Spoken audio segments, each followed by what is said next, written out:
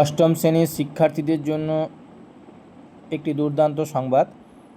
যারা national means কাম merit scholarship অর্থাৎ NMMS পরীক্ষা দিতে চাও, তাদের ফর্ম ফিল আপ আর কিছুদিনের মধ্যেই শুরু হয়ে যাবে।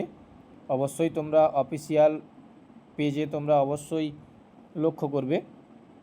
এই NMMS পরীক্ষার জন্য কারা যোগ্য? যারা ক্লাস 8-এ বর্তমানে পাঠরত তারা এই ন্যাশনাল মিন্স কাম মেরিট স্কলারশিপের জন্য যোগ্য।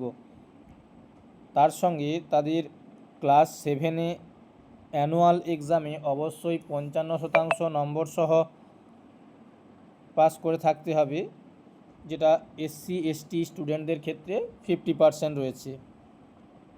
স্কুলের ধরন কি হতে হবে?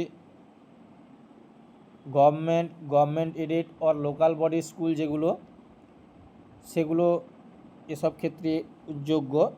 যারা প্রাইভেট স্কুল, জওহরলাল নবোদয় বিদ্যালয়, কেন্দ্রীয় বিদ্যালয় এবং সৈনিক স্কুল, তারা এই পরীক্ষার জন্য যোগ্য নয়।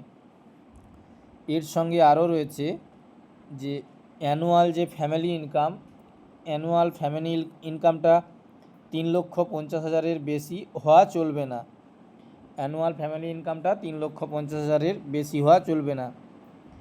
এই ন্যাশনাল মিন্স কাম মেরিট স্কলারশিপে যারা পরীক্ষাতে উত্তীর্ণ হওয়ার পর স্কলারশিপের জন্য যোগ্য হবে, তাদের প্রত্যেক বছর অর্থাৎ ক্লাস 9 থেকে ক্লাস 12 পর্যন্ত প্রত্যেক বছর 12,000 টাকা করে স্কলারশিপ দেওয়া হবে, অর্থাৎ মাসে 1,000 টাকা করে। তো অবশ্যই তোমরা এই ন্যাশনাল মিন্স কাম মেরিট স্কলারশিপের জন্য প্রস্তুতি নিতে এখন থেকেই শুরু করে দাও।